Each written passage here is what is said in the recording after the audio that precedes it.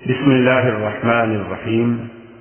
منہج corporation Jeddah برائے production و ڈسٹریبیوشن آپ حضرات کی خدمت میں قصص الانبیاء کا مبارک سلسلہ پیش کرنے کی سعادت حاصل کر رہا ہے۔ اب آپ اس مبارک سلسلے کا 17واں حلقہ سماعت فرمائیں۔ برادران اسلام، واجب الاحترام دوستو، بزرگوں، بھائیوں، عزیز نوجوانوں، قصص الانبیاء علیہم السلام کے ضمن میں آج کے درس میں اصحاب القریہ اور اس کے بعد سیدنا یونس علیہ السلام کے بارے میں انشاءاللہ ہم پڑھیں گے۔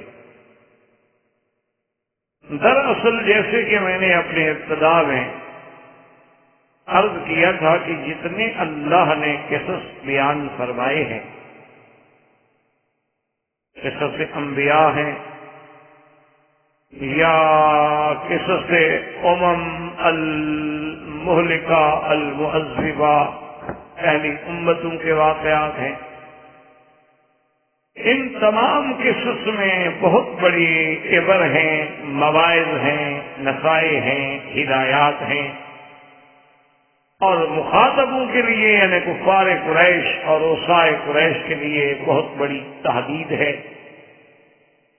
اور سرکار دو عالم صلی اللہ علیہ وسلم اور آپ پر ایمان لانے والے صحابہ رضوان اللہ علیہم اجمعین اور اس کے بعد قیامت تک ایمان لانے والوں کے لیے بہت بڑی تصدیق ہے، ان کے لیے ایک سبق۔ اس لیے علماء کرام نے لکھا ہے کہ جب آدمی قصص قرآن پر غور کرے یا قصص انبیاء علیہم السلام پہ غور کرے تو ان کو عام سطحی نظر سے یا دیگر کتب کی طرح نہ مطالعہ کرے، بلکہ اس کے اندر جو عبر ہیں ان کو پکڑنے کی اور سمجھنے کی کوشش۔ یہاں پر اللہ تبارک و تعالی نے اصحاب القریہ کا ایک واقعہ ذکر فرمایا جس میں اللہ کے 3 نبی بھیجے۔ تو اس واقعے سے اہل مکہ کے لیے بہت بڑی تنبیہ تھی کہ مکے والوں تم بھی تو غور کرو، تم بھی تو ایک قریہ ہو، تم بھی تو ایک شہر ہو۔ اگر ان لوگوں نے انبیاء علیہم السلام کے ساتھ اچھا سلوک نہ کیا تو ان کے انجام کو دیکھو، اگر تم کیا سوچو۔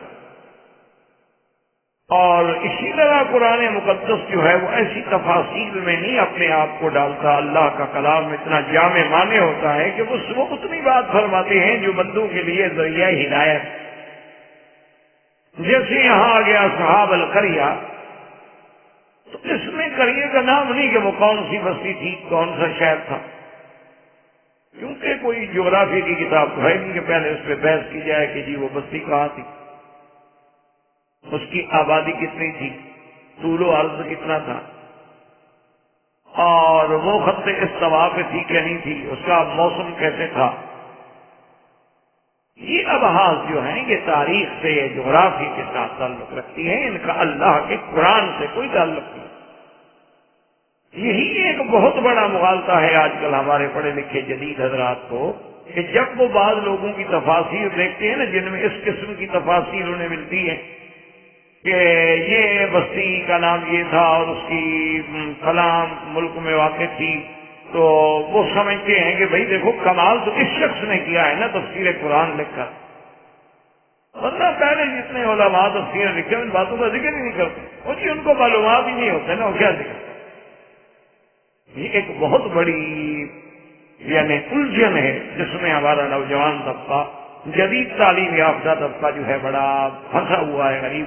وہ جب کسی جدید عالم کی تفسیر پڑھتا ہے اور اس میں آواز ہوتے ہیں کہ قوم سمود کیا تھی اور قوم عاد کیا تھی، کہاں واقع تھی، آبادی کتنی تھی، محل وقوع کتنا تھا، رقبہ کتنا تھا، وہاں کا موسم کیسا تھا، وہ کہتے ہیں یار یہ تو واقعی بڑا لکھا آدمی ہے۔ واقعی علماء نے صحابہ سے لے کر اب تک جو تفسیریں لکھی ہیں نعوذ باللہ وہ تو پڑھے لکھے نہیں۔ حالانکہ وہ غریب یہ نہیں سمجھتا کہ ایسی چیزوں کا تفسیر میں ذکر کرنا منشاء رسول صلی اللہ علیہ وسلم کے خلاف ہے، یہ تو تاریخی کتاب نہیں ہے۔ اگر آپ نے ان چیزوں کے معلومات حاصل کرنے ہیں تو آپ عرض القرآن پر کتابیں لکھی ہیں علماء نے، وہ پڑھ لیں۔ اقوام عالم پر علماء نے کتابیں لکھی ہیں، وہ پڑھ لیں۔ اسی طرح الملوک والسلاطین پر علماء نے کتابیں لکھی ہیں، وہ پڑھ لیں۔ اس میں تفصیل آئے گی کون بادشاہ، کس کا بیٹا، کس کا باپ، کہاں کا بھائی، کہاں آیا، کہاں گیا، اس کا قرآن سے کیا جوڑ ہے۔ تو اس لیے ہمیشہ یاد رکھیں، جیسے کہ سیدنا یوسف علیہ السلام کے قصے میں بھی آپ نے پڑھا تھا کہ بھائیوں نے لا کر حضرت یوسف علیہ السلام کو کنویں میں ڈال دیا۔ ابھی وہ کنواں کہاں ہے اس کا تو قرآن ذکر نہیں کرتا، بالکو ہو کر کے۔ اسی طرح جب حضرت یوسف علیہ السلام نے اپنے بھائی بنیامین کو روک لیا اور بھائی واپس آنے لگے تو بڑے بھائی نے انہیں نصیحت کی کہ ابا جان ہماری بات تو نہیں مانیں گے۔ ان کے کنا بھی جی آپ اس بستی والوں سے پوچھ لیں جہاں ہم تھے، ہم سچی بات کہہ رہے ہیں کہ نہیں۔ اب وہ بستی کون سی تھی، کوئی ذکر نہیں۔ اسی طرح حضرت موسیٰ علیہ السلام اور حضرت خضر علیہ السلام جب دونوں آئے، حتیٰ اذا اتیا اہل قریۃ استطعما اہلہا، کہ ایک بستی والوں پہ گزر ہوا، ان سے آپ نے مہمان ہونے کی حیثیت میں اپنی خبر دی، لیکن ان لوگوں نے کوئی مہمان نوازی نہ کی۔ وہ بستی کون سی تھی اللہ عالم۔ تو ایک تو یہ بات یاد رکھا کریں کہ قرآن پاک کا یہ موضوع نہیں ہے۔ قرآن مقدس اتنی چھوٹی کتاب نہیں ہے کہ میں چھوٹی چھوٹی ابحاث میں الجھا رہے۔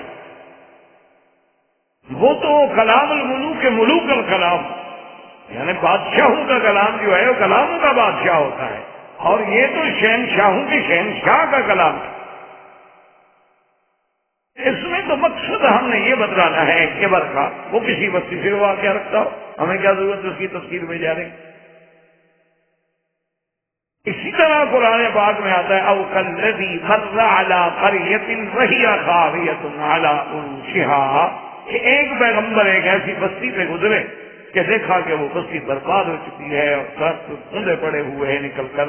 تو اب وہ بستی کون سی تھی، قریہ کا ذکر ہے لیکن آگے تفصیل نہیں۔ اب اگر ان تفاصیل کا علم ہمیں ضروری ہے، میں تو ضروری نہیں، اگر ضروری ہوتا تو اللہ قرآن میں ذکر فرما دے۔ اگر ہم ضرورت بھی سمجھیں تو اس پہ باقاعدہ کتابیں موجود ہیں۔ اور دوسری بات یہ سمجھیں کہ قریہ کا اطلاق جیسے بستی پہ ہوتا ہے، اسی طرح کسی، ورنہ تو اصولاً یہ ہوتا ہے کہ قریہ، مدینہ، مصر، بلد مختلف لفظ ہیں۔ عربی تو بڑی وسیع لغت ہے۔ آپ کہتے ہیں یہ تو یہ قریہ ہے، اچھا اسی طرح بریہ ہے، اسی طرح ریف ہے، اسی طرح مصر ہے، اسی طرح مدینہ ہے، اسی طرح بلد ہے، لا اقسم بہذا البلد۔ اسی طرح اللہ تبارک و تعالیٰ نے فرمایا تنذر ام القری ومن حولها، اب مکے کو ام القری بھی کہا گیا، بلد بھی کہا گیا۔ اس لیے ایک بات یاد رکھیں کہ مقصد قریہ جہاں ذکر آ جائے ضروری نہیں ہوتا کہ بستی ہی مراد ہو، اس قریہ سے مراد بہت بڑا شہر بھی ہوتا ہے، اس سے مراد مدینہ بھی ہو، اور کسی کسی جگہ اللہ نے مثلا اہبطوا مصرا فإن لكم ما سألتم، وہاں مصر کہا گیا، بہت بڑے شہر۔ تو اب یہ جو قریہ ہے اس کے بارے میں جو علماء مورخین ہیں وہ اس میں کہتے ہیں، بعض تو کہتے ہیں یہ قریہ جو ہے انطاکیہ ہے، اور انطاکیہ جو ہے اس میں آنے والے جو ہیں وہ کہتے ہیں جو 3 رسول جن کا قرآن نے ذکر کیا ہے، حالانکہ قرآن نے ان تینوں کا نام نہیں لیا۔ ان لوگوں نے کتب سابقہ سے روایات اسرائیلیہ سے نکالا ہے کہ صادق و مصدوق، بعض نے کہا یوشع، یوحنا، یہ سب نام روایات ایسی سے ہیں جن پر ہم اعتماد ہی نہیں کر سکتے۔ اللہ نے قرآن میں نام نہیں لیا تو ہم کہاں سے ڈھونڈ سکتے؟ اللہ نے تو سب پیغمبروں کے نام تو نہیں لیے نا قرآن۔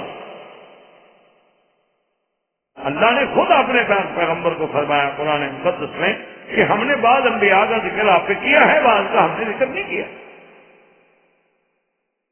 اور بعض کا اللہ نے اجمالاً ذکر کر دیا کہ لا نفرق بین احد من رسلہ. تو اسی طرح یاد رکھیں کہ بعض مورخین کا یہ خیال ہے کہ انطاقیہ ہے، اور یہ بھی خیال ہے کہ یہ جو 3 رسول بھیجے گئے یہ اللہ کے بھیجے ہوئے پیغمبر یا رسول نہیں تھے، بلکہ یہ عیسیٰ علیہ السلام کے بھیجے ہوئے رسول. اور انطاکیہ، پھر اسکندریہ، پھر رومیہ، بیت المقدس، یہ تقریباً 1 علاقوں کی بات ہے. لیکن یہ ساری باتیں جو ہیں قرآن کے اسلوب کے خلاف ہیں، کیونکہ قرآن یہ کہتا ہے کہ پھر ہم نے اس بستی کو برباد کر دیا. جہاں تک انطاکیہ کا تعلق ہے وہ تو پہلی بستی ہے جو سب سے پہلے حضرت عیسیٰ علیہ السلام پر ایمان لے آئی.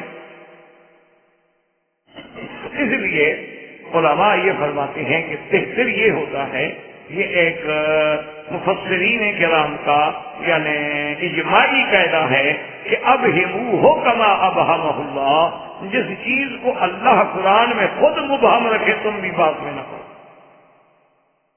اس کا معنی یہ ہے کہ اس کے مبہم رکھنے میں ہی فائدے ہیں، کیونکہ اللہ کا کلام جو ہے وہ کوئی بغیر حکمت سے ہے نہیں، کوئی بھی بغیر حکمت کے نہیں ہوتا. اب بھی آپ دیکھیں گے بادشاہوں کے بعض ایسے کوڈ ہوتے ہیں جو کوئی بھی نہیں جانتا. اب ہر آدمی یہ کہتا پھر جی انہوں نے ہمیں کیوں نہیں بتایا، تو یہ پوچھنے والے کی غلطی ہے. اگر ضرورت ہوتی ہے اس کی رعایا کو تو بتا دے. اللہ تبارک و تعالیٰ جو کہ خالق و مالک ہیں، جس چیز کو علماء کہتے ہیں ابہمو ہو، کہ اللہ نے خود مثلا الف لام را مبہم رکھا ہے کہ کیا مقصد ہے، بس ٹھیک ہے اللہ جان، سیدھی سی بات. ہمارے عقل کی پیمانے کی ایک حد ہے، اس سے ہم تجاوز کریں گے تو پیمانہ ٹوٹ جائے گا. جیسے آپ کے دکانوں پہ آپ جاتے ہیں نا، سبزی کے دکانوں پہ، تو وہاں آج کل الیکٹرانک قسم کے وہ میزان یعنی تولنے کے لیے آلات لگے ہوئے ہیں. اگر اس کی کیپیسٹی 10 کلو کی ہے، اگر 30 کلو رکھے گا تو کیا ہوگا، ختم فیل ہو جائے گا. تو ہمارے عقول جو ہیں ان کی بھی ایک حد ہے، ہماری نظر جو ہے اس کی بھی ایک حد ہے، ہماری قوت سمع جو ہے اس کی بھی ایک حد ہے. اس رینج سے چیز نکل جائے نہیں سن سکتے آپ. تو اسی طرح بعض چیزیں ایسی ہوتی ہیں کہ اللہ اپنے بندوں پہ رعایت فرما دیتے ہیں کہ ان کے اندر زیادہ انہیں نہیں ڈالتے کہ بلا وجہ تفاصیل میں جانے کی میرے بندے کو ضرورت ہی نہیں، مقصد تو عبرت حاصل کر. تو ان بستی والوں کے پاس اللہ فرماتے ہیں کہ اذ ارسلنا الیہم اثنین، ہم نے 2 رسول فکذبوہما، بستی والوں نے بالکل کھلی تکتی، انہوں نے کہا جی ہم نہیں. اللہ تبارک و تعالیٰ ارشاد فرماتے ہیں کہ فعززنا بثالث، ہم نے پھر ان کو قوت دی، طاقت دی. تیسرا پیغمبر بھی ہم نے بھیجا، اور سب نے مل کر بستی والوں کو آ کے کہا فقالوا انا الیکم مرسلون، کہ ہمیں آپ ہی کی طرف بھیجا گیا ہے. میری بات سن. لیکن بستی والوں نے کیا کہا کہ قالوا ما انتم الا بشر مثلنا وما انزل الرحمن من شيء انتم الا تكذبون. بستی والوں نے کہا کہ دیکھو بات یہ ہے کہ ہم نہیں مانتے، آپ تو ہماری طرح ایک انسان ہیں، بشر ہیں. اور یہ بھی بنیادی طور پہ اللہ تبارک و تعالی ہم سب کو اور ہر کلمہ شریف پڑھنے والے کو ہدایت کا فیصلہ فرمائے. یہ بھی یعنی ابتدا سے دھوکہ چلا رہا ہے کہ جو بشر ہے وہ نبی نہیں ہو. یعنی وہ انبیاء کو بشر تو مانتے تھے کہ بشر ہیں، لیکن وہ یہ نہیں مانتے تھے کہ بشر نبی ہو سکتا ہے. قالوا ما باللہ بشر مثلنا، آپ تو بشر ہیں. اسی طرح یعنی حضور صلی اللہ علیہ وسلم کے بارے میں بھی کافر کہتے تھے کہ عجیب بات ہے کہ ہماری طرح کھاتے ہیں پیتے ہیں، ہماری طرح بازار میں تشریف لے جاتے ہیں، تو ہم کیسے نبی مان لیں.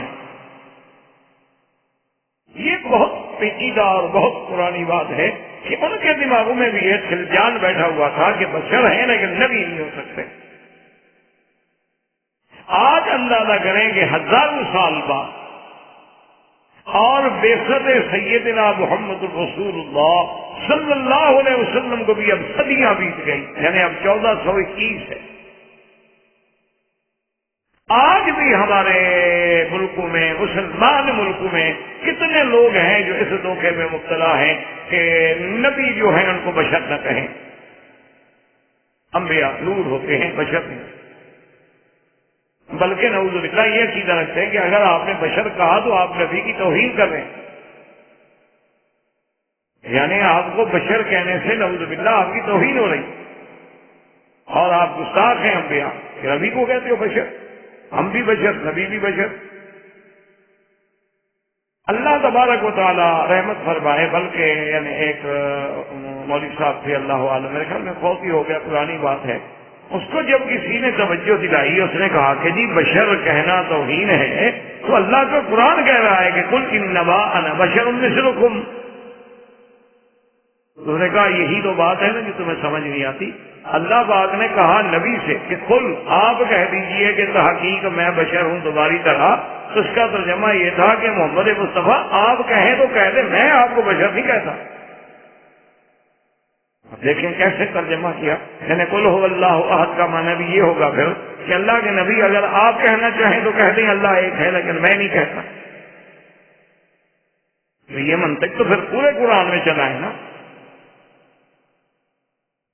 قل یا ایھا الکافرون لا اعبد ما تعبدون، یعنی آپ کہنا چاہیں تو کہتے میں نہیں کہتا۔ اور جیسے وہ ایک اور بھی بادشاہ ہیں نا جی آپ کے، وہ اللہ پاک رحمت کرے، انہوں نے بھی تو ایک نئی کتاب لکھی، کتاب الاخضر، تو اس میں اس نے کہا کہ یہ قرآن میں جتنے کل ہیں نا یہ نکال دو، یہ تو اللہ نے حکم دیا تھا کہ میرے نبی کہو، اب ہم تو نہیں کہہ سکتے نبی کو کہ کہو بس وہ اللہ احد، اب کل کہنے کی ضرورت، یہ تو اللہ کا امر تھا نا کہ کل آپ کہیے، اب ہم کیوں کہیں؟ تو پھر ایک نے کل نکال دی اور کوئی اور آئے گا کوئی اور چیز نکال دے گا تو بات ختم ہوگا۔ پھر قرآن تو قرآن نہ رہا، جو چاہے نکال دے، جو چاہے حذف کر دے، جو چاہے زیادہ کر دے، حالانکہ اتنا ان کو سمجھ نہیں آتی۔ اللہ کے بندے، ہم تو قرآن پاک میں جو واقعات ہیں یا جو آیات مبارک ہیں ہم ان کو نقل کر رہے ہیں، ہم حکم تھوڑا دے رہے ہیں۔ یعنی ایک پرائمری پاس بچہ جو ہے وہ بھی سمجھ سکتا ہے کہ آج اگر ایک پریزیڈنٹ بادشاہ ایک آرڈر کرے، اس آرڈر کی کاپی لے کے میں پڑھنی شروع کر دوں کہ ہم نے یہ کہا ہے کہ یوں کر، اس کا معنی یہ تھوڑا کہ میں بادشاہ ہوں، میں تو اس خط کو پڑھ رہا، یعنی کھلی سی بات، لیکن نہیں سمجھ آتی۔ اچھا، اور اس کے بعد دیکھیں کہ اس زمانے کے جاہل اور کافروں کا یہ عقیدہ تھا کہ نبی جو ہے بشر تو ہے لیکن نبی نہیں، بشر ہیں انتم الا بشر۔ اچھا، ہمارے جاہل کا عقیدہ یہ ہے کہ نہیں، نبی ہے لیکن بشر نہیں ہے۔ اب فرق آپ سمجھیں، پڑھے لکھے لوگ ہیں، وہ یہ کہتے تھے کہ بشر تو ہیں لیکن نبی نہیں، کیونکہ بشر نبی نہیں ہو سکتا۔ ہمارے لوگ کہتے ہیں کہ نہیں، نبی تو ہیں لیکن بشر نہیں۔ مانا کیا ہوا؟ مطلب ایک ہی ہوا نا، وہ بشریت کے قائل ہیں اور نبوت کا انکار ہے، کیونکہ بشر نبی نہیں ہو سکتا۔ یہ نبوت کے قائل ہیں اور بشریت کا انکار ہے کہ نبی بشر نہیں ہو سکتا۔ بات تو دونوں کی ایک ہے، کفر تو دونوں کا ایک ہے۔ مسلمان تو تب ہوگا جب بشر بھی مانے اور نبی بھی مانے، اگر دو میں سے ایک چیز مانے تو کافر رہے گا۔ بشریت کا انکار کرے تب بھی قرآن کا انکار، نبوت کا انکار کرے تب بھی قرآن کا انکار۔ تو اس لیے ان لوگوں نے ان پیغمبروں کی تکذیب کر دی، فکذبوہما، اللہ نے تیسرا پیغمبر بھیجا، انہوں نے کہا کہ بالکل نہیں، کہ ہم ماننے کے لیے تیار ہی نہیں ہے کہ اللہ نے آپ پہ کوئی قرآن اتارا ہے یا کوئی کتاب اتاری، ہم نہیں مانتے۔ نعوذ باللہ، آپ کو غلط کہیں۔ اور پیغمبروں کا حوصلہ دیکھیں، اسی لیے علماء نے لکھا ہے کہ جو دائی ہو، جو دعوت دینے والا ہو، جو تبلیغ کرنے والا ہو، جو کسی کو دین کی طرف بلانے والا ہو، اس کو پھر بڑے حوصلے کی ضرورت ہے کہ وہ انبیاء علیہ السلام کی سنت سے علم سیکھے۔ کہ کوئی جھگڑا نہیں، قالوا ربنا یعلم انا الیکم لمرسلون، یعنی کہ طیش میں آ جائیں، ورنہ ایک آدمی سے کہو نعوذ باللہ آپ بشر ہیں، آپ نبی نہیں ہیں اور آپ جھوٹ بول رہے ہیں، پیغمبروں نے کوئی بالکل اسی حوصلے سے، علم سے اور بڑے بردباری سے نے کہا ربنا یعلم، ہمارا رب جانتا ہے، ہم واقعی اللہ کے رسول ہیں۔ اور ایک بات یہ بھی سن لو کہ وما علینا الا البلاغ المبین، اور ہمارے ذمہ کیا ہے کہ ہم کھول کے تمہیں اللہ کی دعوت پہنچا دیں، بس نہیں مانتے ہیں آپ کی بات۔ اس لیے مفسرین کرام نے اچھی بات لکھی ہے، انہوں نے کہا کہ اگر انبیاء علیہم السلام کی دعوت پہ ہی کافر غور کر لیتے تو سمجھ آ جاتی کہ بھئی یہ ہم سے کوئی معاوضہ بھی نہیں مانگتے، کچھ چیز بھی نہیں مانگتے، اور پھر ہمیں بات پہنچا رہے ہیں، تو ایسا آدمی کیوں جھوٹ بولے گا؟ کتنے لوگ ہیں جو یورپ میں، امریکہ میں، افریقہ کے ملکوں میں اور بڑے دور دراز کے ملکوں میں جب تبلیغی جماعت کے کچھ لوگ پہنچتے ہیں اور وہ جب دیکھتے ہیں اور ان سے ملتے ہیں کہ بھئی آپ لوگ کیوں آئے ہیں، کیا بات ہے، ٹکٹ اپنی، کھانا اپنا، بستر اپنا، روٹی اپنی، ہر چیز اپنی، تو وہ جب ان کو بتاتے ہیں کہ بھئی ہم تو ایک دعوت لے کے آئے ہیں، ہم تو اسلام کی طرف بلانے کے لیے آئے ہیں، ہم تو یہ چاہتے ہیں کہ ہمارا ہر بھائی جو ہے اللہ نے جس کو انسان بنایا وہ جہنم کی آگ سے بچ جائے، ہم تو تمہارے لیے آئے، تو پھر وہ حیران۔ اسی طرح ایک جگہ جب وہ لوگ پہنچے تو ایک ان کو دور ایک مسجد نظر آئی، تو ان کی عادت ہوتی ہے بیچاروں کے، وہ جب جاتے ہیں کہیں بھی قیام کرتے ہیں مسجد میں چلے جاتے ہیں۔ اگر کوئی مسجد والے بعض ایسے بھی ہوتے ہیں، اللہ ہدایت عطا فرمائے، تعصب سے نہیں ٹھہرنے دیتے، پھر بیچارے کوئی اپنا متبادل ڈھونڈ لے۔ تو بہرحال جب وہاں گئے تو وہ مسجد جو تھی وہ قادیانیوں کی تھی، احمدی فرقے کی تھی، کیونکہ یہ فتنہ جو ہے پوری دنیا میں اللہ معاف فرمائے پھیل رہا۔ کل کے اخبار میں پڑھ رہا تھا، انڈیا کی ایک خبر تھی کہ ایک ماں 4000 روپے میں اپنا بچہ بیچ کے چلی گئی۔ تو جو عورت غربت سے تنگ آ کر 4000 روپے میں اپنا لگتے جگر، اپنی اولاد، اپنے جگر کا ٹکڑا بیچ سکتی ہے، اس کو 2 لاکھ روپے دے دو، قادیانی بنا لو، عیسائی بنا لو، جو مرضی ہے بنا لو۔ ابھی آپ دیکھ لیں کہ آپ کے بوسنیا میں، کوسوفا میں، شیشان میں، یا جہاں جہاں مسلمانوں کو سابراج ٹیلا میں، جہاں جہاں مسلمانوں کو ذبح کیا گیا، اور ان کے جو چھوٹے چھوٹے بچے ہیں ان کو کون لے کے جا رہا ہے؟ عیسائی، این جی او، عیسائی، اور ہمدردی بھی کریں، دیکھو جی بچے ہیں مر جائیں گے، ہم تو ان کو ایک کی ہمدردی کے لیے آئے ہیں۔ لیکن جب وہ دودھ پیتے بچے کو لے کے جائیں گے تو آپ کا کیا خیال ہے؟ بڑا ہو کر وہ مسلمان بنے؟ آپ یہاں رہتے ہیں ماشاءاللہ، اللہ کا شکر ہے، آپ ڈاکٹر ہیں، تنخواہیں ہیں، عزت ہے، آپ کو ماشاءاللہ رہائش ہے، بڑا گاڑیاں ہیں، سب کچھ ہے، آپ نے اتنے عرصے میں کتنے آدمیوں کو دین پہنچایا؟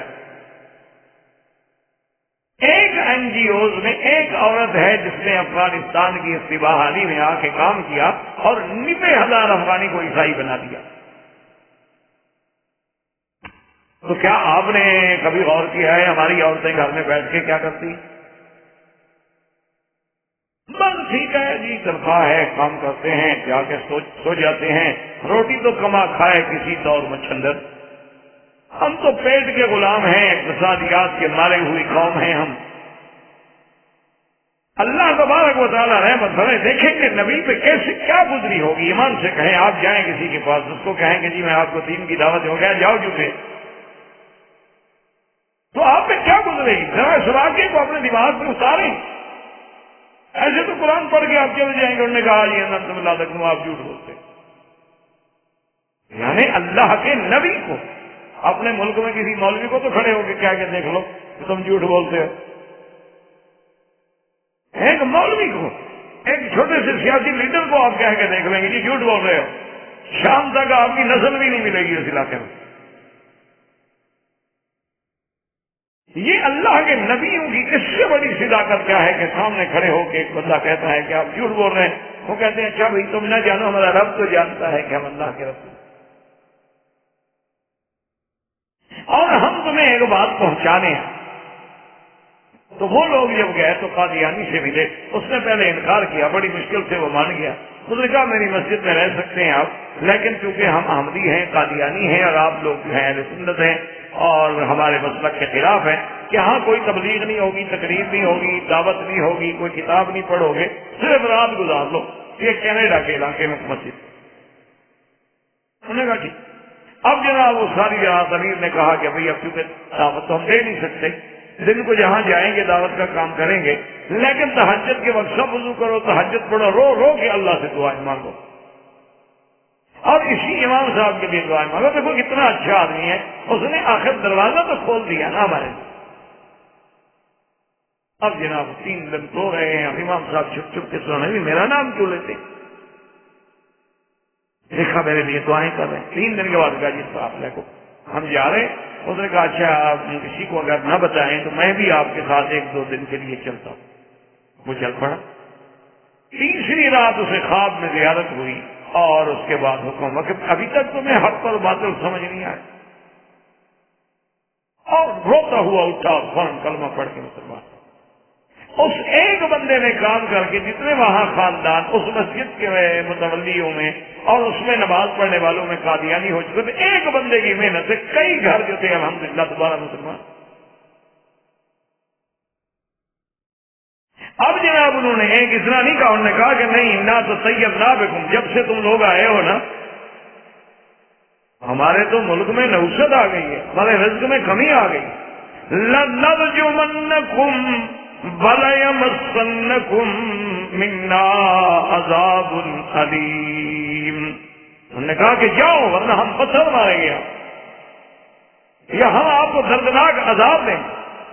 اللہ کے نبی نے کہا خدا کے بندے کوئی ہم کہاں سے بدقسمتی لے آئے یا نحوست لے آئے، ہر کسی کی نحوست اس کے اپنے ساتھ ہوتی۔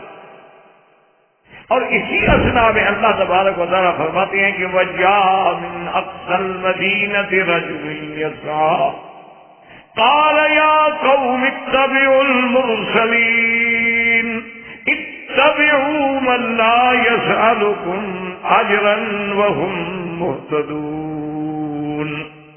ایک آدمی ہے، اس نے کہا بستی والوں اور شہر والوں عقل کرو، اللہ کے پیغمبروں کی بات مان لو، اور سب سے بڑی بات یہ ہے ان کی حقانیت کی کہ من لا یسألکم اجرا، وہ تم سے کچھ نہیں مانگتے، کچھ نہیں چاہتے، اور بات بھی وہ تمہیں ایسی کرتے ہیں ہدایت والی، اور خود بھی کردار والے اور ہدایت والے لوگ ہیں، لیکن جناب ان لوگوں نے بالکل نہ مانا، اور کتابوں میں تفسیر میں مزید تفصیل آتی ہے کہ انہوں نے اس بندے کو بھی نعوذ باللہ شہید کر دیا۔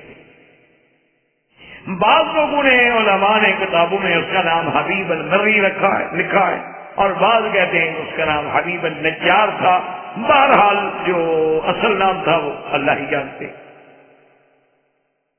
اب خدا کی شان یہ ہے کہ اس نے اپنے اس مقام پہ وہ جمع رہا، قال انی آمنت بربکم فاسمعون، سنو میں نے مانا ہے اللہ، میں ان نبیوں کو سچا مانتا ہوں۔ ان لوگوں نے مار دیا، لیکن مارنے کے بعد اللہ نے بھی ایسا بدلہ دیا کہ موت کے فوراً بعد اس کو جنت کی نعمتوں میں داخل کر دیا۔ قیل ادخل الجنت قال یا لیت قومی یعلمون بما غفر لی ربی وجعلنی من المکرمین۔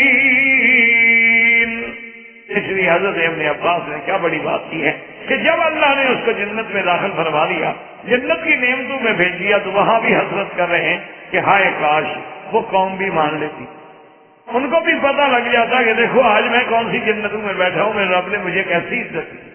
تو حضرت ابن عباس فرماتے ہیں کہ وہ کیسا مومن تھا کہ زندہ تھا تو دعوت دے رہا تھا، اور مرنے کے بعد بھی ان کے لیے دعوت کی بات کر رہا، اس کے بعد بھی اس کو اپنی قوم کا احساس، اپنی برادری کا احساس ہے، کہ زندگی میں بھی ان کو ہدایت کرتا رہا، موت کے بعد بھی کہتا ہے کہ یا لیت قومی یعلمون، اے کاش میری قوم کو بھی خبر ہوتی کہ بما غفرنی ربی وجعلنی من المکرمین۔ اور اس کے بعد پھر اللہ تبارک و تعالیٰ فرماتے ہیں وما انزلنا علی قومہ من بعدہ من جند من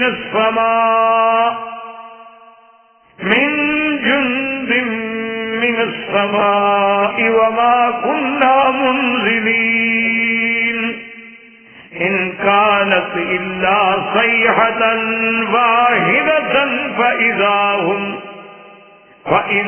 هم خامدون۔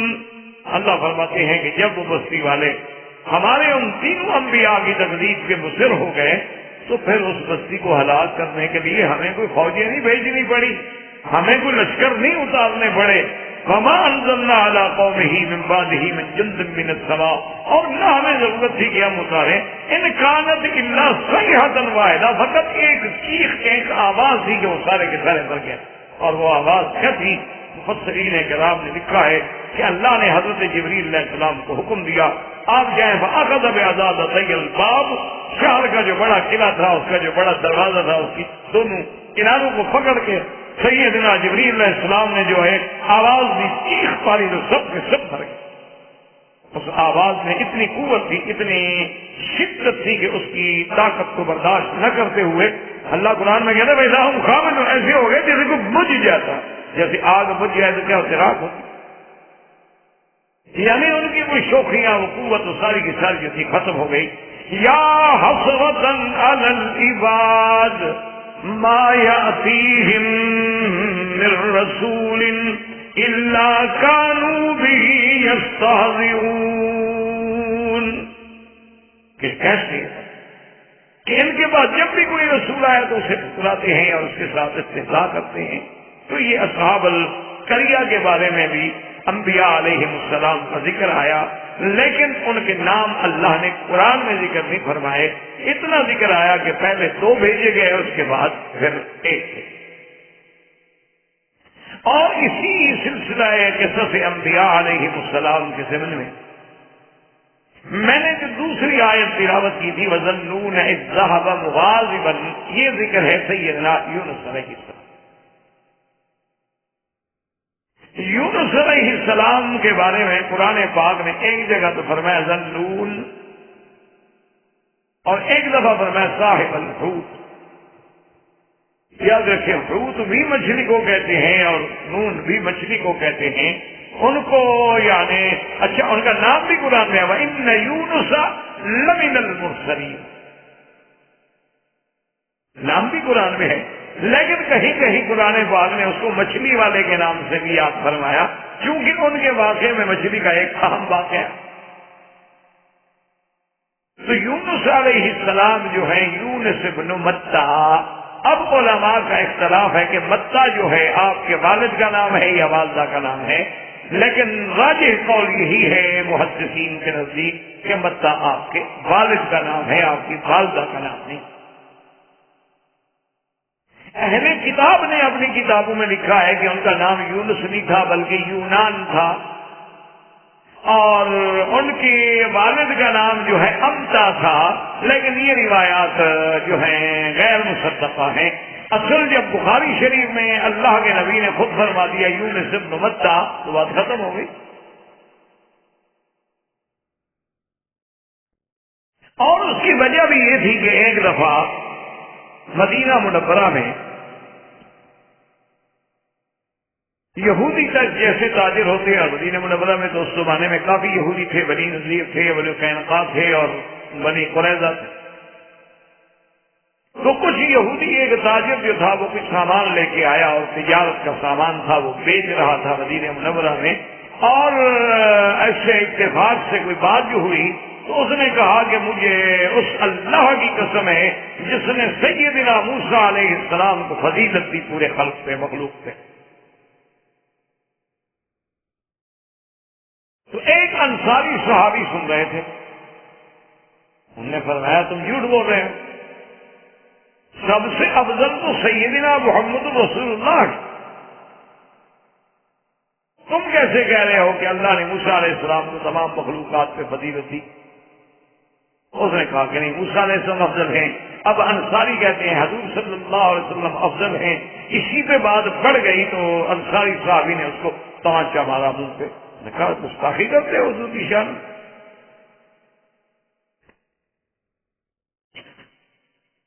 کیونکہ ایک مومن جس کے دل میں سچا عشق ہو حضور کا، وہ تو پھر برداشت نہیں کر سکتا۔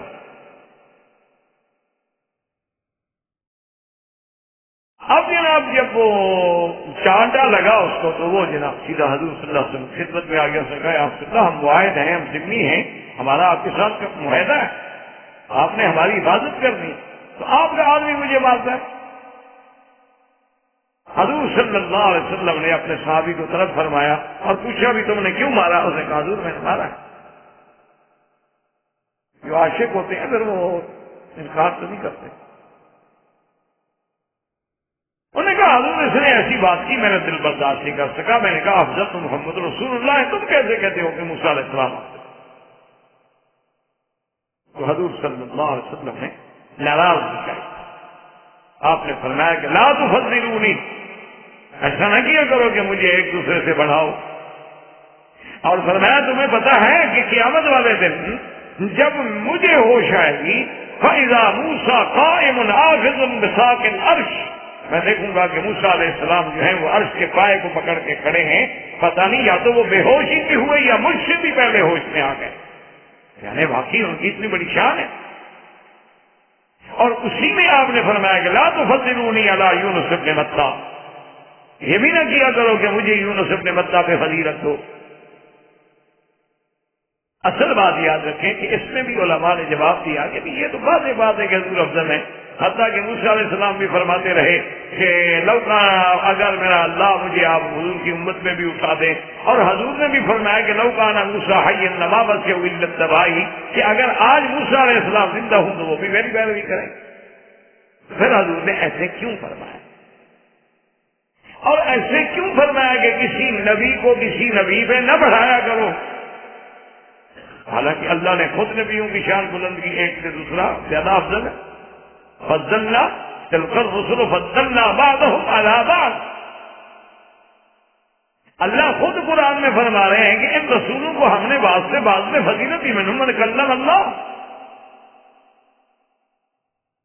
تو اب اس کی بات سمجھیں، علماء کرام نے حدیث رسول پاک صلی اللہ علیہ وسلم کے بارے میں فرمایا یہ ہے کہ پہلی بات تو یہ ہے کہ یہ اس دور کا واقعہ ہے کہ ابھی حضور پاک کو یہ اللہ کی طرف سے خبر نہیں دی گئی تھی کہ آپ سب سے افضل، تو جب یہ خبر ہی نہیں ملی تھی تو حضور کا یہ کہنا جو ہے وہ درست۔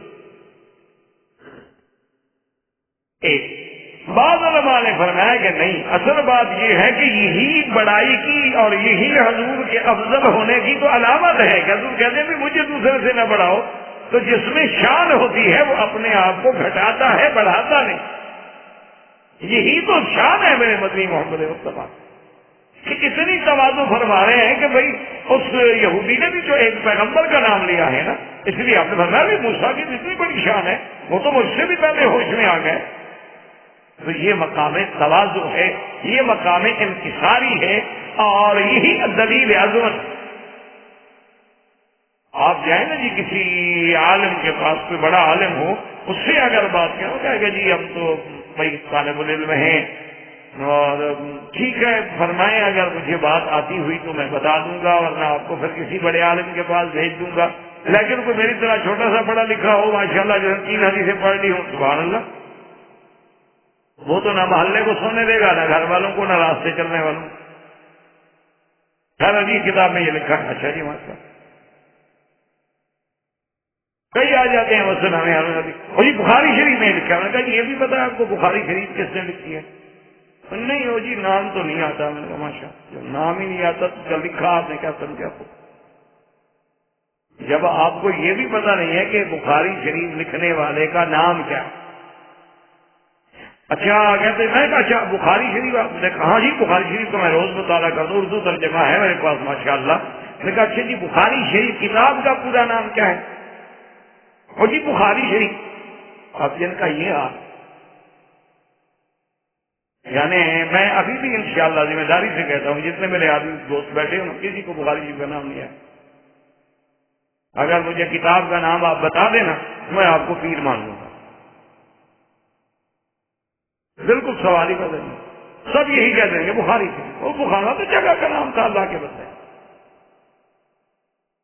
سمرقند و بخارا تو جگہ کا نام ہے، ابھی عبداللہ محمد بن اسماعیل جو ہیں وہ اس علاقے کے رہنے والے تھے، نسبت ہوگی، کتاب کا نام بخاری کیسے بن گیا؟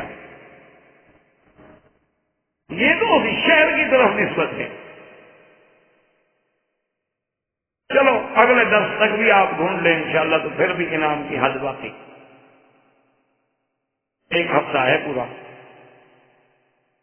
اور پھر کتابیں دیکھ کر تو ڈھونڈنا مشکل نہیں ہوتا نا، لیکن اس کے بعد بھی انشاءاللہ آپ مشکل سے ڈھونڈ پائیں۔ تو جب یہ عالم ہو اور بندہ کہے کہ میں بخاری شریف، وہ جی حدیث شریف میں یہ مسئلہ لکھا ہوا، تو اللہ کے بندے پہلے تمہیں حدیث شریف کا بھی پتا، تو اس لیے ایک بڑے، تو یہ شان تھی میرے مدنی کی کہ جو شان والا ہوتا ہے وہ دوسرے کی شان پڑھا۔ اور تیسری بات یہ سمجھیں کہ جہاں حضور نے فرمایا نا کہ ایک نبی کو دوسرے پہ نہ بڑھاؤ، کیا مانا؟ یعنی ایسے نہ بڑھاؤ کہ ایک کی شان بلند ہو اور دوسرے کی توہین ہو۔ مانا بڑھانے کا ایک تو ہے کہ ہم کہیں کہ اللہ نے سارے نبیوں میں سے 5 کو اولو العزم بنایا، اور پھر 5 میں سے بھی سب کا سردار محمد رسول اللہ صلی اللہ علیہ وسلم کو بنایا امام۔ لیکن جب ہم تقابل کریں، ایک کہیں موسیٰ علیہ السلام افضل، ہم کہیں ہمارا نبی افضل، اس کا معنی یہ ہے کہ ذرا ایک پہلو نکلتا ہے کہ کہیں دوسرے انبیاء کی شان میں کمی نہ۔ اسی لیے علماء نے لکھا ہے کہ اللہ کا نام جو ہے نا، سبح اسم ربک الاعلی، اللہ کا نام جو ہے وہ عظمت کے ساتھ لینا چاہیے، اس میں کوئی ایسا پہلو نہ ہو کہ جس میں اللہ کے شان میں کوئی کمی ہو۔ اس کی علماء نے ایک عجیب باریک مثال دی ہے، انہوں نے کہا کہ جیسے ایک آدمی آپ سے پیسہ مانگنے آئے، غریب ہے، فقیر ہے، خیرات مانگتا ہے، تو عام طور پر رواج ہے نا کہہ دیتے ہیں اللہ کریم، تو یہ بھی ایک توہین کا پہلو ہے، یعنی ہم اس کو کچھ نہیں دے رہے ہیں اور اس کو اللہ کے نام پہ رکھانا چاہتے ہیں، تو یہ بھی عظمت ہے اس میں ربک کے خلاف ہے کہ جس کو تم خالی بھیج رہے ہو، تم اس کو کچھ نہیں دے رہے ہو، اور پھر یہ کہا کہ اللہ کریم، یعنی اللہ سخی، بھائی اس کا مطلب ہے یہ بیچارہ مانگ جو رہا ہے تو اللہ سخی ہوتا تو کیوں مانگتا؟ یہ تو غریب نہ ہوتا نا۔ اس کا معنی یہ ہے کہ اس لیے حضور نے فرمایا کہ یوں نہ بڑھایا کرو نبیوں کو کہ دوسرے پیغمبر کی توہین کا پہلو نکلے، تو روکنے کا مقصد یہ تھا حدیث مبارک۔ یونس ابن متیٰ جو ہے یہ بالاتفاق یہ بات ہے کہ یہ نینوا ہے۔ نینوا جو ہے یہ شہر ہے موصل کا سب سے قدیم اور سب سے بڑا شہر جو تھا وہ نینوا، کیونکہ حضور صلی اللہ علیہ وسلم جب طائف سے واپس آئے اور راستے میں آپ ایک باغ میں رکے تھے اور آپ کے پاؤں مبارک بھی زخمی تھے، تو باغ والوں نے حضور کی خدمت میں کچھ انگور بھیجے، اور لے کے آنے والا جو تھا وہ ان کا ایک غلام تھا۔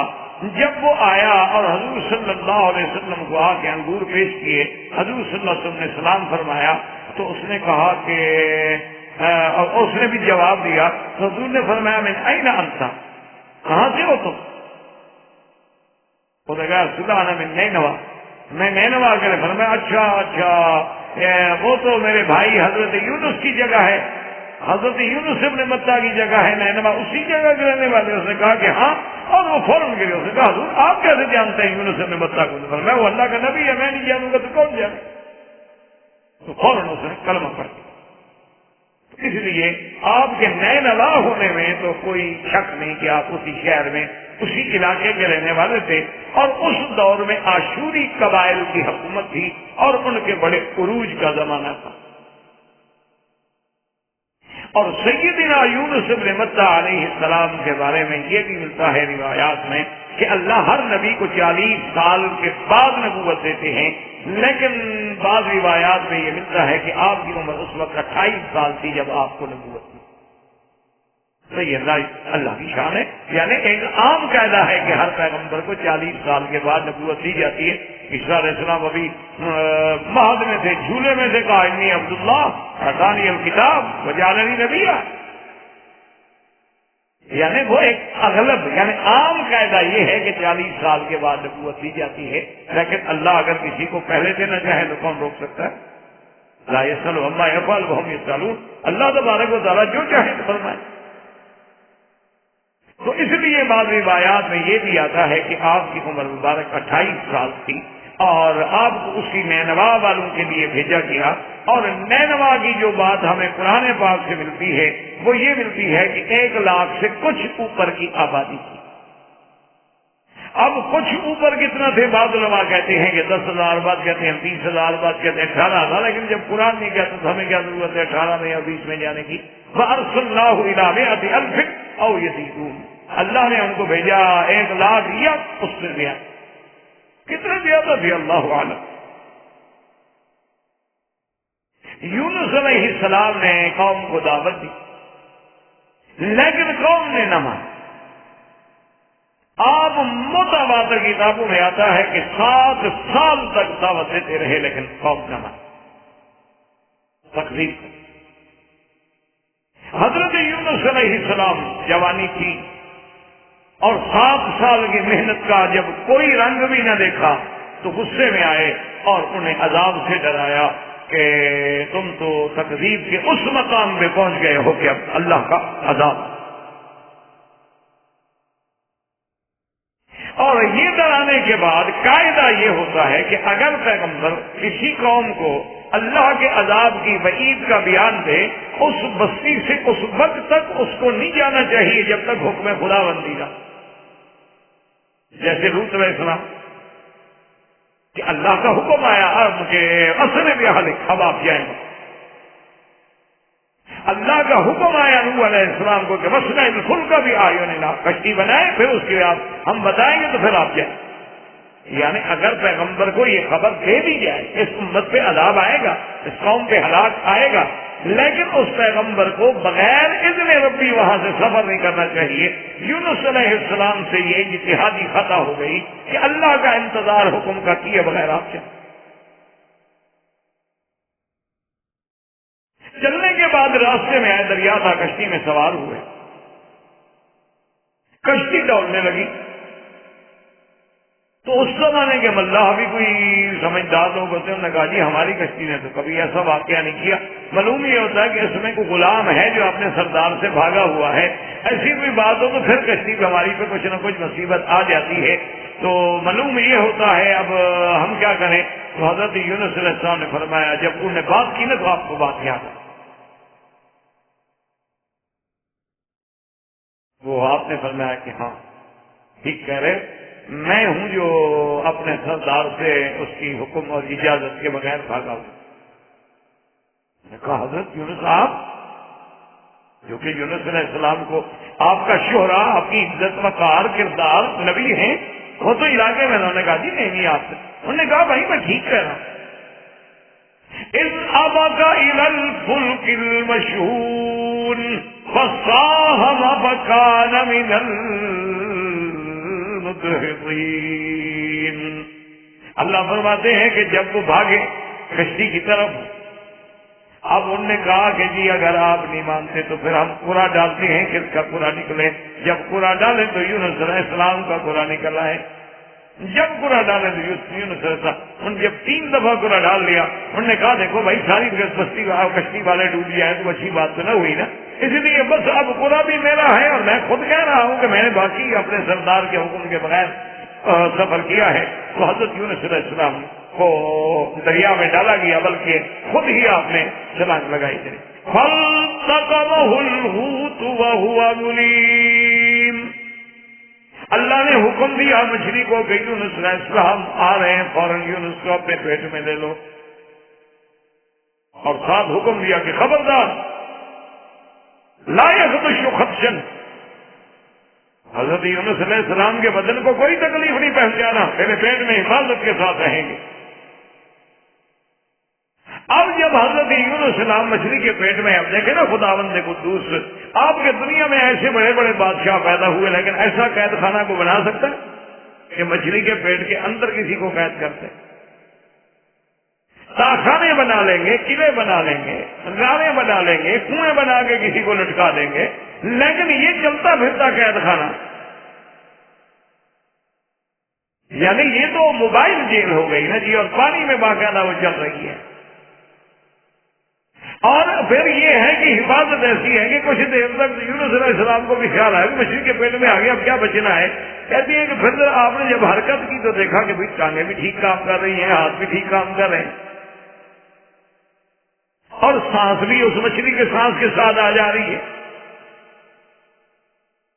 تو وہ مچھلی جب نیچے چلی گئی نا کابل بہار میں، تو وہاں ایک آواز آئی، تو حضرت یونس حیران ہوئے کہ یہ کیا آواز ہے؟ تو اللہ نے فرمایا یونس یہ جو سمندروں کے اندر کارے دریا میں یا ان کے نیچے بھی کوئی مخلوق ہے وہ بھی میری تسبیح کر رہی، اس لیے قرآن کہتے ہیں فَلَوْلَا أَنَّهُ كَانَ مِنَ الْمُسَبِّحِينَ لَلَّبِثَ فِي بَطْنِهِ إِلَى يَوْمِ يُبْعَثُونَ، کہ حضرت یونس بھی تسبیح کرنے والے تھے، اور آپ نے تسبیح کیا کی لا الہ الا انت سبحانک انی کنت من الظالمین۔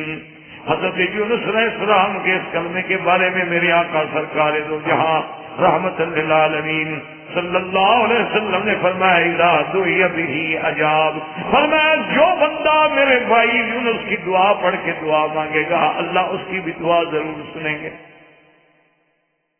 حتیٰ کہ ایک حدیث سے مبارک میں آئے حضور نے فرمایا کہ وہ اسم اعظم جس کے ساتھ جو مانگا جائے مل جائے وہ اسی میں ہے لا الہ الا انت سبحانک انی کنت من الظالمین فاستجبنا له، اللہ نے دعا سن، فنجیناہ من الغم وکذالک ننجی المؤمنین۔ لیکن یاد رکھیں اس دعا کا بھی اثر تب ہوتا ہے جب مانگنے والا بھی یونس علیہ السلام کی کیفیت میں گزرے۔ یہ تو نہیں نا کہ ایسے کرائے پہ بلایا جی آیت کریمہ کا ختم کرانا ہے، سوالات پڑھانی ہے جی پڑھے لو، وہ بھائی تمہیں اتنا بڑا شوق ہے تو خود پورا کرو، سوالات تمہیں پتہ بھی لگے نا کچھ پڑھنے کا، محنت بھی تو ہو نا، نہیں کرائے پہ بلا لیا اور ان کو جی پیسے بھی دے دیں گے اور جی ختم کرایا ہے آیت کریمہ شریف کا، ماشاء اللہ جی۔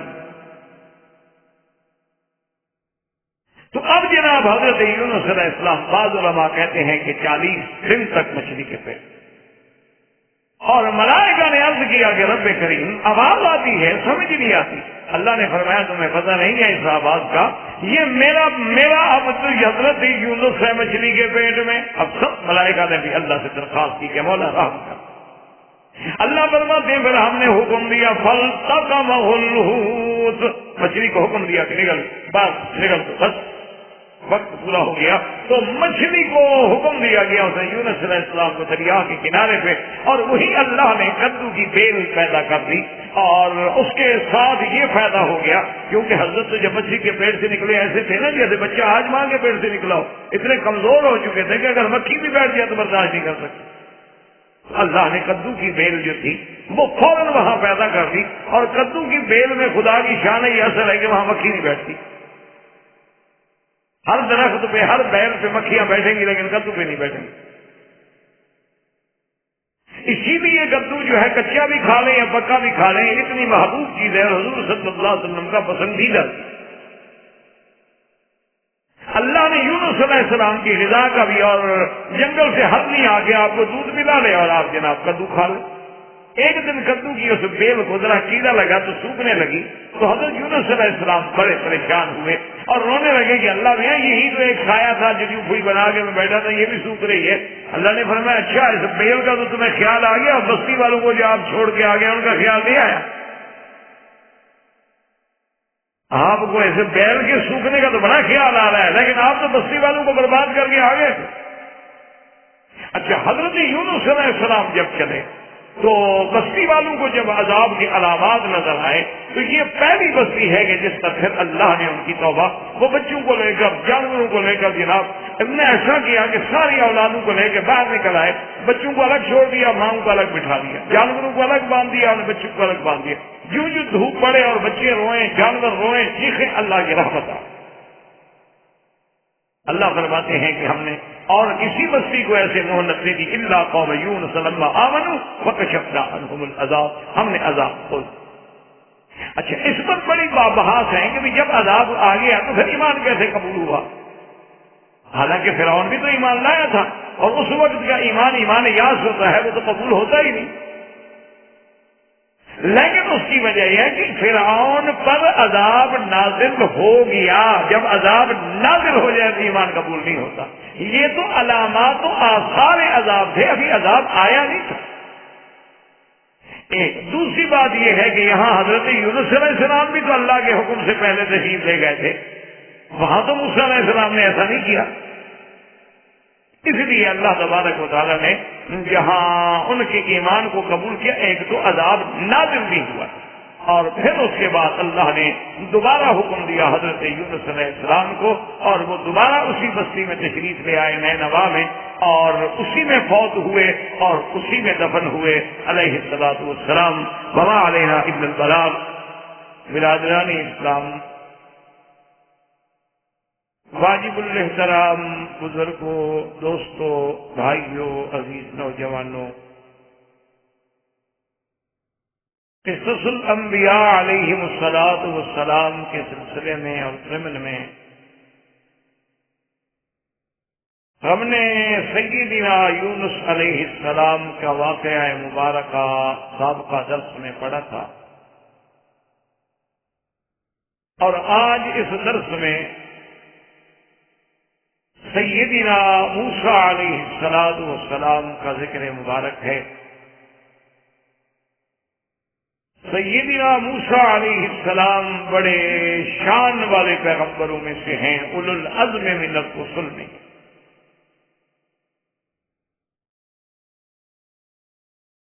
اور سیدنا موسیٰ علیہ السلام جو ہے، اللہ نے ان کو شرف کلام سے نوازا ہے، اسی لیے ان کا لقب مبارک جو ہے کلیم اللہ ہے۔ اور سیدنا موسیٰ علیہ السلام جو ہے، ان کے پاس بہت جامع، عظیم، کامل، مکمل کتاب تورات دی گئی۔ اور سیدنا موسیٰ علیہ السلام جن کے عظمت کے بارے میں سرکار دو عالم صلی اللہ علیہ وسلم نے ارشاد فرمایا کہ جب قیامت میں سور پھونکا جائے گا تو ہر چیز جو ہے وہ ختم ہو جائے گی، اور بعض احیاء ایسے ہوں گے جو بے ہوش ہو جائیں گے۔ تو سرکار دو جہاں صلی اللہ علیہ وسلم فرماتے ہیں کہ سب سے پہلے میں ہوش میں آؤں گا، اور میں جب دیکھوں گا کہ سیدنا موسیٰ علیہ السلام اللہ کے عرش کے پائے کو پکڑ کے کھڑے ہیں،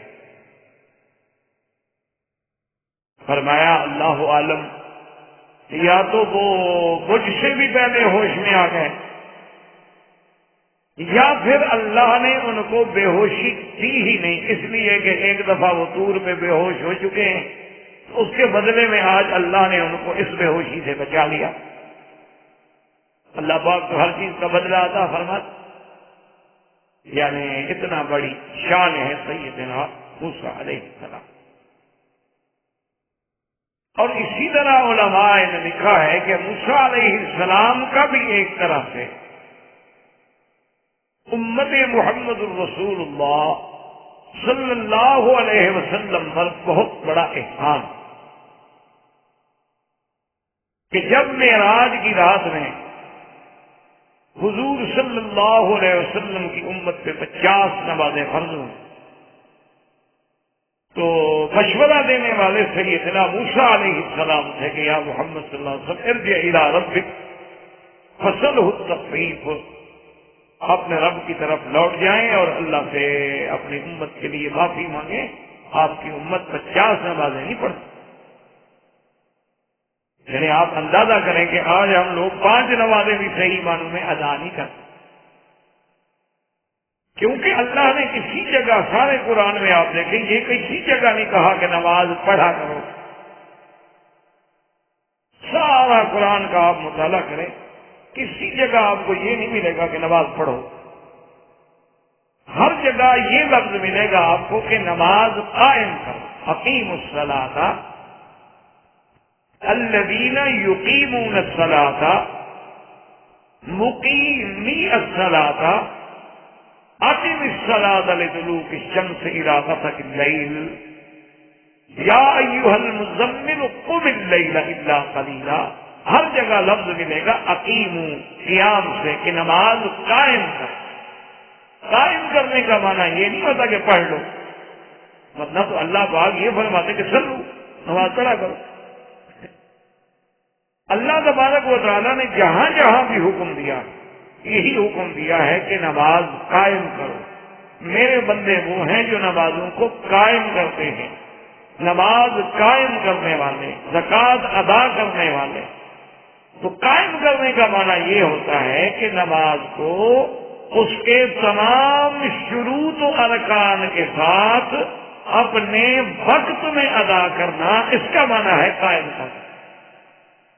یعنی کیا مطلب، اگر ایک آدمی عصر کی نماز کے لیے بیٹھا ہے، جب سورج پیلا ہونے لگا تو جلدی بھی اللہ اکبر کر دیا، نماز تو پڑھی ہوتا، لیکن نماز قائم نہیں کی۔ اسی طریقے سے آپ بیٹھے رہے ہیں، اپنا اذان ہو گئی ہے ظہر کی، آپ دوستوں کے ساتھ بیٹھے ہیں، یا ویسے وضو کر رہا ہے اور اس کو لمبا کر رہا ہے، اور جناب جب تکبیر ہو گئی اور پہلی رکعت کھڑی ہو گئی اور پھر آگے مل گیا اللہ اکبر، تو یعنی اس میں تھوڑا سا ایک سوچ ہوتی ہے، آدمی کو سوچنا چاہیے۔ مثال کے طور پر آپ جتنا اپنی ڈیوٹی کے لیے اپنے گھر کو نکلنے سے جتنی اہمیت دیتے ہیں، ذرا توازن کریں اپنے دماغوں میں، اپنے دلوں میں، کہ آدمی گھر میں ہے، اس کی بیوی ہے، اس کے بچے ہیں، جو اس کے محبوب ترین چیز ہے، اولاد سے زیادہ انسان کے لیے اور کیا۔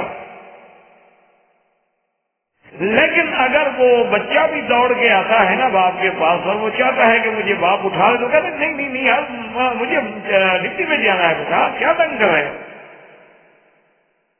بھائی، دیکھو نا وہ بیگم کہتے ہیں اس کو پکڑو میرے کپڑے خراب ہو جائیں گے، یہ دیکھو مجھے تنگ کر رہا ہے کہ اٹھاؤ، اب میں اس کو اٹھاؤں گا تو میری تو تقریر ٹوٹ گئی، میرا سارا تیاری جو ہے وہ خراب ہو گئی اور میں نے ڈیوٹی میں جانا ہے۔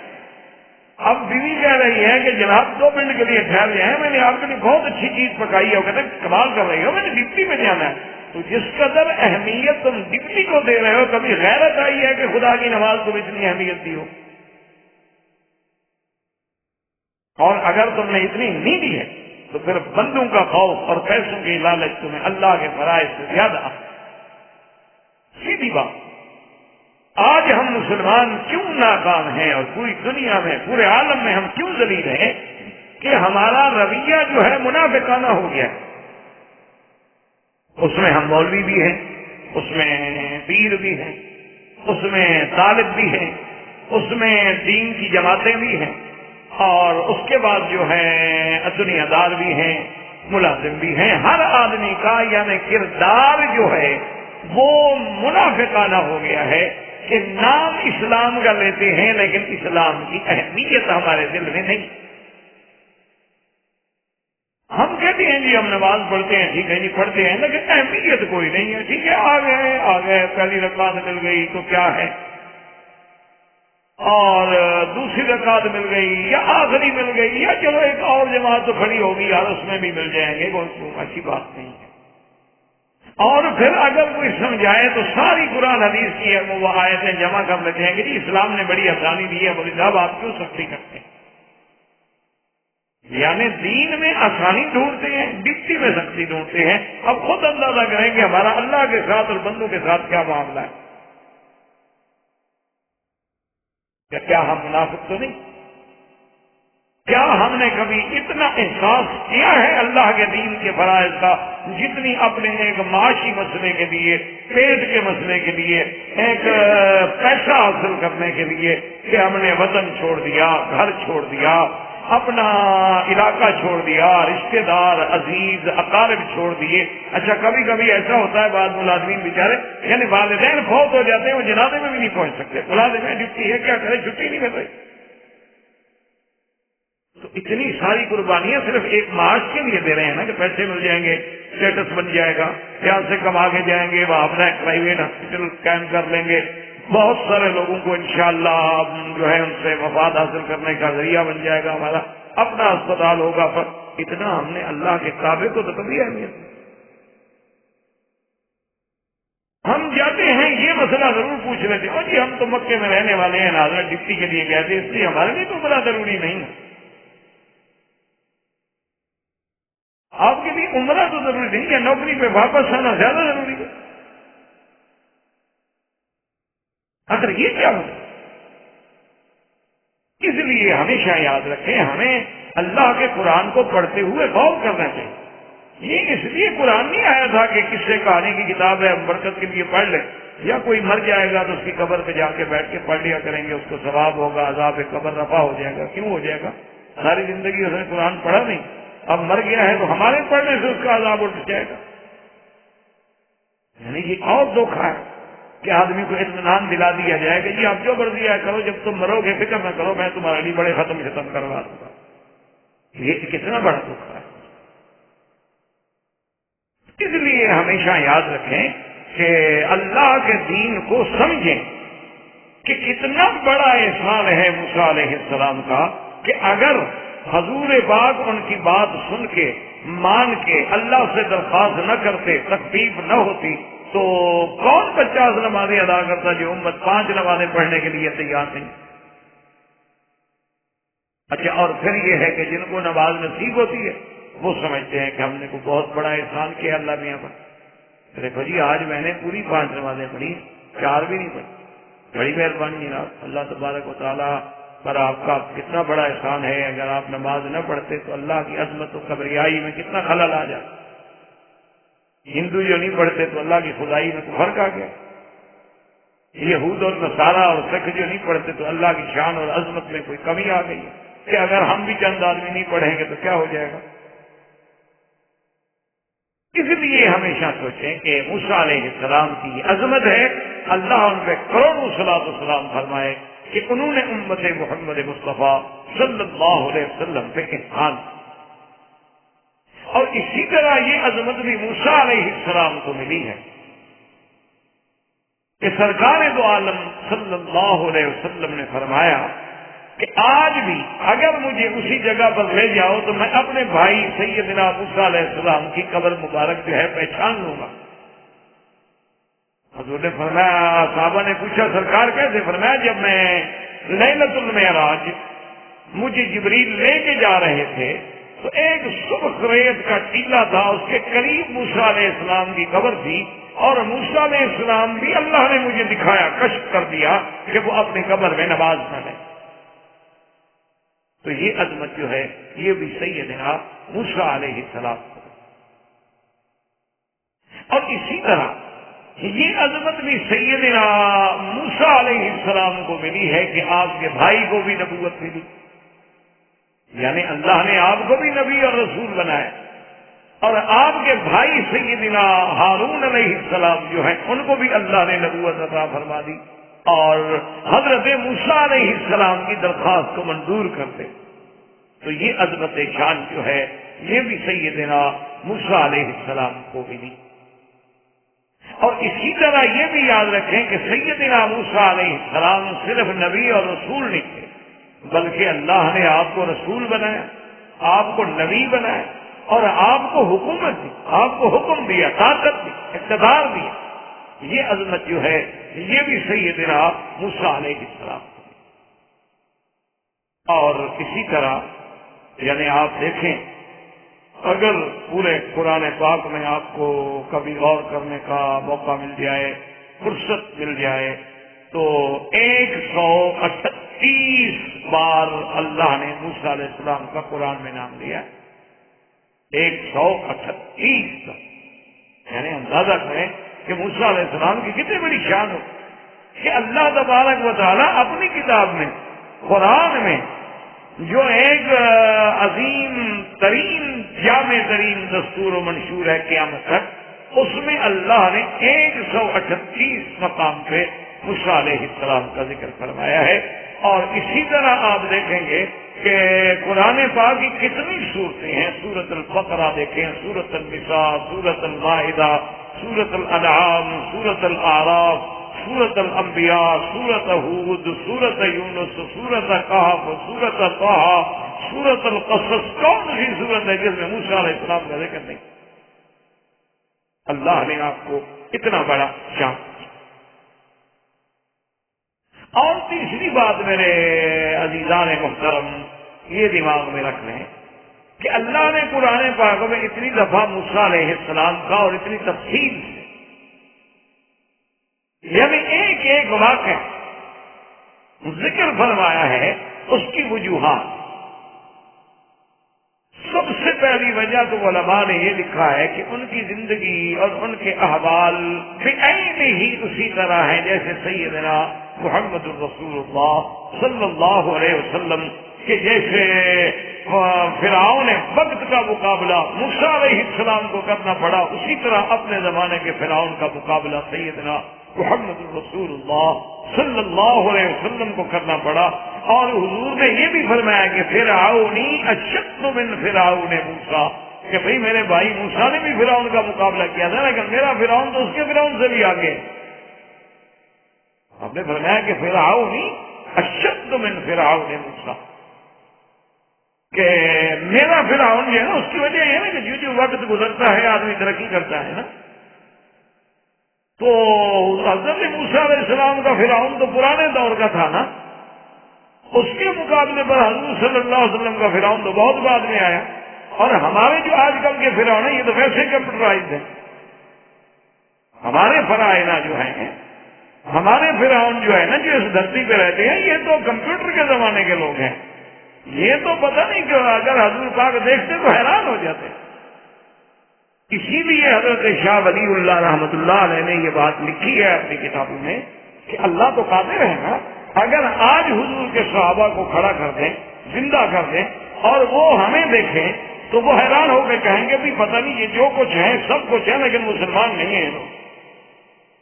اور ہم جب ان کو دیکھیں گے تو ہم کہیں گے بھئی یہ تو انسان بھی معلوم نہیں ہوتے، یہ تو اور کسی دنیا اور سیارے کی مخلوق۔ یعنی ان میں اور ہم میں اتنی تفاوت ہو، اتنی آسمان و زمین کا فرق ہوگا کہ کیونکہ ہمیں وہ دیکھ کے حیران ہو گے نا کہ نہ لباس میں، نہ شکل میں، نہ صورت میں، نہ سیرت میں، نہ کردار میں، یہ تو کسی طرح بھی اسلام سے نہیں ملتے، یہ کیسے مسلمان ہوئے بھائی؟ کیونکہ صحابہ میں تو یہ تصور ہی نہیں تھا نا کہ کوئی لباس غیر اسلامی پہنے، ان میں تو تصور بھی نہیں تھا نا۔ وہ تو کبھی سوچ بھی نہیں سکتے تھے کہ کوئی ایک صحابی کریم شیب ہو، وہ تو کبھی سوچ بھی نہیں سکتے تھے کہ کسی صحابی کے ہاتھ میں سگریٹ ہوگی، یا کسی صحابی کے گلے میں ٹائی ہوگی، یا کسی نے پینٹ پہنی ہوئی ہوگی۔ آج پوری دنیا جیتتی ہے نا کہ وہ دیکھو جی وہ مولوی آ گئے ہیں نا، تو وہاں جناب کہتے ہیں وہ یہ طالبان جو ہیں کہتے ہیں جی وہ پیمانے لے کے کھڑے رہتے ہیں، لوگوں کی داڑیاں ناپتے ہیں، جن کی چھوٹی ہو تو ان کو جیل میں بند کر دیتے ہیں کہ جب تک داڑھی بڑی نہ ہو جائے۔ اصل یہ بات نہیں، اصل تکلیف اسلام سے ہو رہی ہے، ورنہ وہ بیچارے کسی کی داڑھی شاڑی نہیں ناپتے۔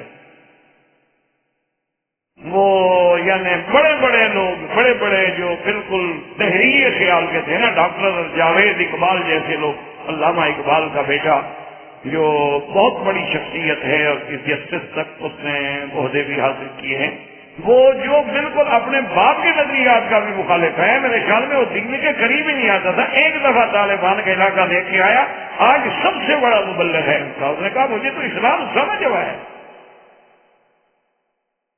اس نے کہا مجھے تو اسلام آج سمجھ آیا ہے کہ 1450 سال بعد کوئی دنیا میں ایسا خطہ اور ایسے لوگ بھی ہیں جو بے عین ہی وہی اسلام نافذ کریں جو صدیق عمر عثمان علی نے کیا تھا، اور انہوں نے عملاً کر کے دکھایا ہے۔ یعنی آپ حیران ہوں گے، میرے اپنے ساتھیوں نے بتلایا کہ ہم گئے تجربے کے طور پر، ہم نے ایک مسجد میں نماز پڑھی اور اپنی گھڑی جو تھی میں نے چھوڑ دی. میں نے سنا تھا کہ وہاں امن ہے. کہتے 24 گھنٹے کے بعد میں آیا تو میری گھڑی وہیں رکھی تھی، اور میں نے اٹھانے کا ارادہ کیا تو فوراً ایک نوجوان بچہ سا آیا. انہوں نے کہا وہ مت اٹھاؤ. میں نے کہا میری ہے. انہوں نے کہا تمہاری اب کیا دلیل ہے کہ تمہاری ہے؟ پہلے رپورٹ کرو، ثابت کرو کہ تمہاری ہے. ہم تو کل سے پیسہ دے رہے ہیں. یہ ابھی یعنی آپ حیران ہوں گے میرے عزیز، یعنی انسان دور کی باتیں سنتا ہے نا. یہ ابھی اپنے اسلام آباد کا یعنی واقعہ ہے. ایک بہت بڑے اچھے آدمی ہیں، بہت شریف آدمی، حاجی صاحب بہت کاروباری آدمی ہیں. ان کی گاڑی، اور گاڑی بھی پجیرو آج کل تو اس کا ایک اپنی یعنی حیثیت ہے، 40-45 لاکھ روپے کی گاڑی ہے. تو وہ گاڑی جو ہے چوری ہو گئی. اس بیچارے نے ہر ممکن کوشش کی اور جا کے مقامی پولیس کو میں نے بڑی مشکل کے بعد جا کے بتایا کہ یہ گاڑی میری چوری ہو گئی ہے اور فلاں آدمی نے چوری کی. انہوں نے کہا ٹھیک ہے جی، پکڑ لیا اس آدمی کو. حاجی صاحب خوش ہو گئے کہ اصل آدمی پکڑا گیا ہے. دوسرے دن جب حاجی صاحب کہتے ہیں کہ میں گیا تو وہی آدمی جو ہے تھانے میں اپنے ایس ایچ او کے ساتھ جناب کرسی پہ بیٹھا ہے، گپے لگا رہا ہے، کافی پی رہے ہیں. میں بھی ہمیں حیران ہو گیا. وہ کہنے لگے حاجی صاحب آپ کو بڑی غلط فہمی تھی کہ یہ آپ کی گاڑی انہوں نے چرائی ہے. نہیں، یہ تو بہت معزز اور شریف آدمی ہیں، آپ کو کسی نے دھوکہ دیا ہے. کیونکہ ان کا آپس میں مکاح ہو گیا تھا، چھوٹ گیا. دوسرے دن وہ کہتے ہیں کہ میں آئی جی اسلام آباد کے پاس گیا. میں نے کہا حضرت میری چوری ہو گیا، مجھے پتا ہے کہ فلاں آدمی نے کی ہے. اس نے کہا حاجی صاحب پریشان نہ ہوں، آپ اس پورے اس علاقے میں جو دیانتدار ایماندار افسر پولیس کا سمجھتے ہوں اس کا مجھے نام دے دیں، میں آپ کو حکم لکھ دیتا ہوں، وہ آپ کی تفتیش کرے، وہ آپ کی گاڑی برآمد کرے. اس سے زیادہ میں آپ کی کیا خدمت کروں. تو حاجی صاحب کہتے ہیں کہ 3 دن میں لوگوں سے پوچھتا رہا، مجھے ایک ایماندار افسر نہیں ملا. آخر چوتھے دن میں نے یہ فیصلہ کیا کہ ایماندار تو نہیں ملتا، کوئی تعلق دار افسر ڈھونڈ لو. تو ایک دوست کو جا کے ڈھونڈا. میں نے کہا یہ بات ہے، ٹھیک ہے آپ مارک کرائیں، میرے نام تفتیش سوال نہیں کرا، 24 گھنٹے میں آپ کو گاڑی برآمد. جب چور معلوم ہے ایک بات ہے، میں نے اس کے نام تفتیش کرائی. انہوں نے چور کو پکڑا. 2 دن کے بعد چور چھوڑ دیا. پتہ لگا کہ ان کو بھی 1 لاکھ روپے مل گئے. اور مجھے بلا کے کہہ دیا کہ حاجی صاحب آپ کا دماغ کسی نے خراب کر دیا، بڑا شریف آدمی ہے، اس نے آپ کی گاڑی نہیں چلائی. آخر بھائی صاحب کہتے ہیں کہ میرا اتنا بڑا نقصان تھا، میں نے اپنے پرائیویٹ ذرائع سے کوشش شروع کی کہ کسی طرح گاڑی تک پہنچ جاؤں. تو مجھے پتا لگا کہ گاڑی یہاں سے پشاور سے سورخم کے راستے سے وہ تو افغانستان نکل گئی. وہ کہتے ہیں جی میں وہاں بھاگا. وہاں پہنچ کے ایک سفید کاغذ پہ میں نے ان کو درخواست دی کہ میری گاڑی کا نمبر یہ ہے، یہ رنگ ہے، یہ کیسی ہے، یہ ایسے ہے، ایسے ہے، چوری ہو گئی ہے، فلاں بندہ پشاور سے لے کر فلاں تاریخ کو آپ کے ملک میں داخل ہوا ہے، میں بہت پریشان ہوں. انہوں نے کہا جی آپ ہمارے مہمان خانے میں ٹھہریں، آپ 24 گھنٹے ہمیں مہلت دیں. 24 گھنٹے کے بعد حاج صاحب کہتے ہیں میں جب کیا تو چور موجود، گاڑی موجود، ڈرائیور موجود، لانے والا سب کھڑے تھا. انہوں نے کہا یہ آپ کی گاڑی؟ ہم نے کہا جی بالکل یہی گاڑی. انہوں نے کہا ان کا فیصلہ کیا ہے ہم نے ہاتھ کاٹنے کا، آپ اگر معاف کرنا چاہیں تو معاف کر دیں، ورنہ ہم نے تو یہ سزا ان کو دینی ہی دینی، باقی یہ اپنی گاڑی ہے لے جاؤ. اور پھر مایا ڈرائیور دیا، آدمی دیا، اور کہا بھی ان کو کھانا بھی کھلاؤ اور ان کو جا کے بارڈر پہ چھوڑو، پھر آگے ان کا ملک ہے، یہ جانے ان کا کام کیا. تو ان کو کیسے 24 گھنٹے میں یہ ساری چیزیں مل گئی؟ وجہ کیا ہے؟ اسلام. احباب کرام، اس کے بعد اب آپ اس مبارک سلسلے کی CD نمبر 18 سماعت فرمائیں.